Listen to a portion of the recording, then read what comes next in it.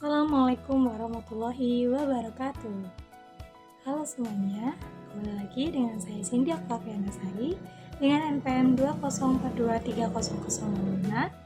Pada video kali ini, saya akan membahas mengenai scientific, project based learning, dan deep learning. Yuk simak penjelasannya. Materi yang pertama yaitu mengenai pengertian saintifik.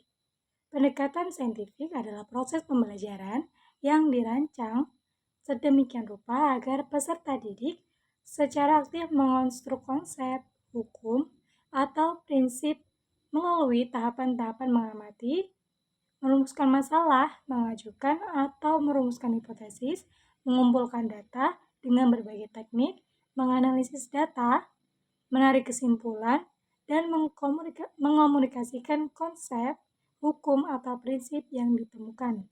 Pendekatan saintifik dimaksudkan untuk memberikan pemahaman kepada peserta didik dalam mengenal, memahami berbagai materi menggunakan pendekatan ilmiah, bahwa informasi bisa berasal dari mana saja, kapan saja, tidak bergantung pada informasi searah dari guru. Oleh karena itu, kondisi pembelajaran yang diharapkan tercipta diarahkan untuk mendorong peserta didik dalam mencari tahu dari berbagai sumber melalui observasi dan bukan hanya diberitahu. Selanjutnya yaitu tujuan pendekatan saintifik. Yang pertama, untuk meningkatkan kemampuan intelektual, khususnya kemampuan berpikir tingkat tinggi siswa. Kemudian, yang kedua, untuk membentuk kemampuan siswa dalam menyelesaikan suatu masalah secara sistematik. Kemudian yang ketiga, terciptanya kondisi pembelajaran di mana siswa merasa bahwa belajar itu merupakan suatu kebutuhan. Yang keempat, diperolehnya hasil belajar yang tinggi.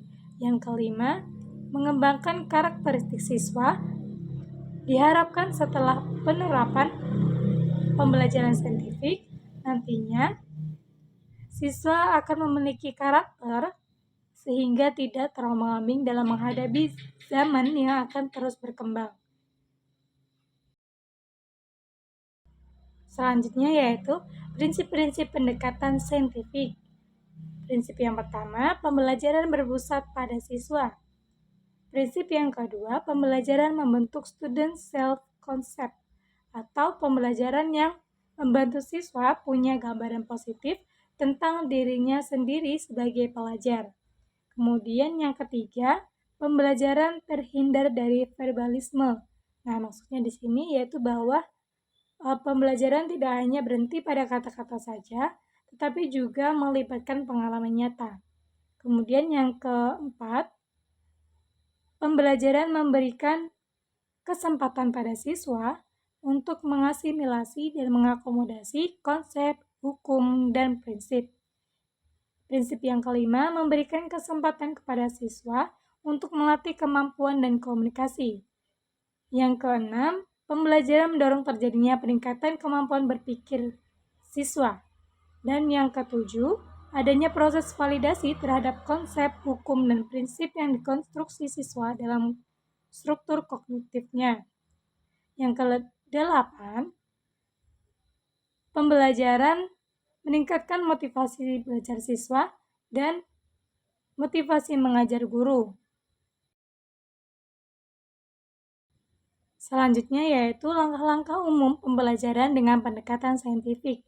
Yang pertama, mengamati. Kegiatan ini mengedepankan pengamatan langsung pada objek penelitian secara sistematik.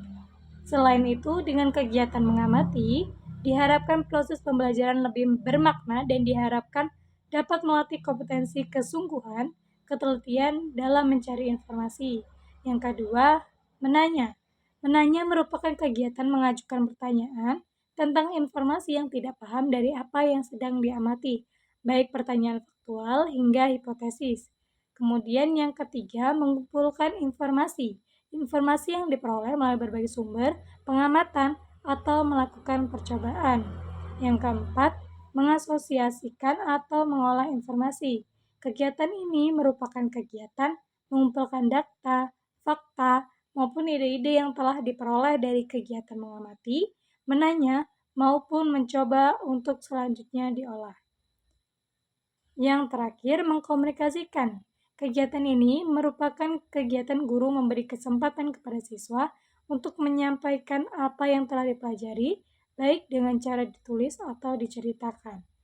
Nah, 5 langkah ini biasanya disebut dengan 5M. Selanjutnya yaitu pengertian Project Based Learning.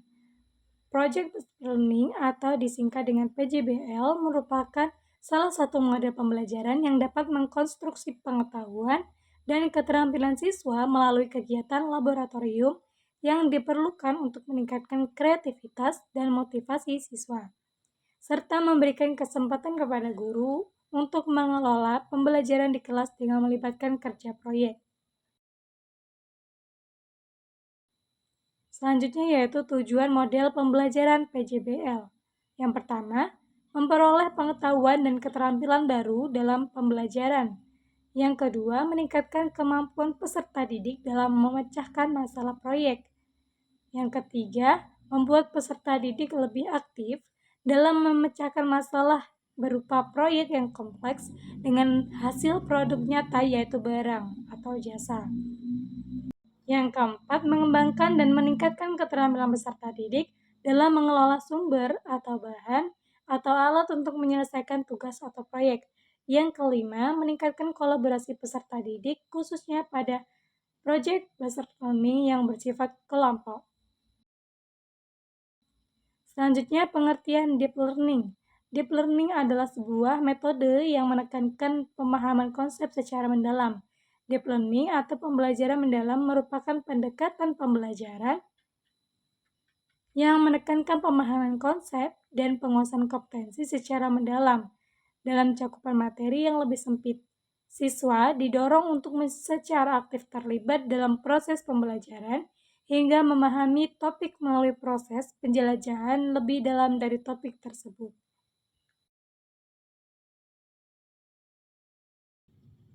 Selanjutnya yaitu 3 pilar dalam deep learning.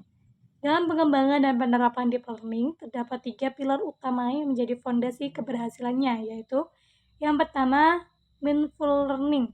Teori mindful learning yang dicetuskan oleh David Ausubel menjelaskan proses pembelajaran di mana guru membantu siswa untuk mengaitkan konsep baru yang akan diajarkan dengan konsep-konsep yang sebelumnya sudah mereka pahami.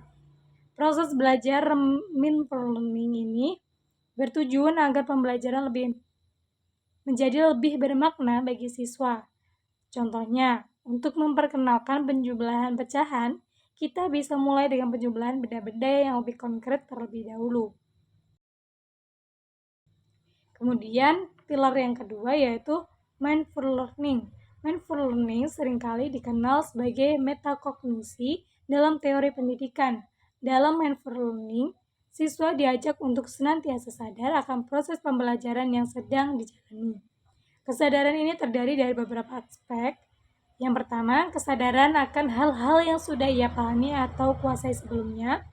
Yang kedua, kesadaran akan hal-hal yang belum ia pahami atau kuasai. Yang ketiga, kesadaran akan pentingnya pemahaman atau penguasaan kompetensi dari apa yang ia sudah sedang dipelajari. Yang keempat, kesadaran akan alur proses pembelajaran yang sedang dijalani demi tercapainya pemahaman atau kompetensi yang ingin dicapai. Yang kelima, kesadaran akan kemajuan pemahaman atau kompetensi setelah merefleksikan proses pembelajaran yang telah dilewati oleh siswa. Yang keenam, kesadaran akan hal-hal yang masih dapat dieksplorasi lebih lanjut dalam proses pembelajaran berikutnya. Contohnya yaitu guru bisa membiasakan siswa untuk selalu membuat kesimpulan pembelajaran sendiri di akhir sesi ajar dan merefleksikan perkembangan pemahaman atau kompetensinya. Melalui proses refleksi ini, siswa dapat memahami kekuatan dan kelemahan mereka masing-masing serta memiliki target yang lebih jelas untuk pembelajaran. Dan pilar yang terakhir yaitu joyful learning. Joyful learning menekankan pentingnya menciptakan suasana belajar yang positif agar siswa dapat menikmati setiap bagian dari proses pembelajaran. Contohnya, pendekatan pembelajaran permainan atau game atau aktivitas interaktif untuk mengunggah semangat siswa. Sekian materi mengenai saintifik, project based learning, dan deep learning. Saya akhiri, wassalamualaikum warahmatullahi wabarakatuh.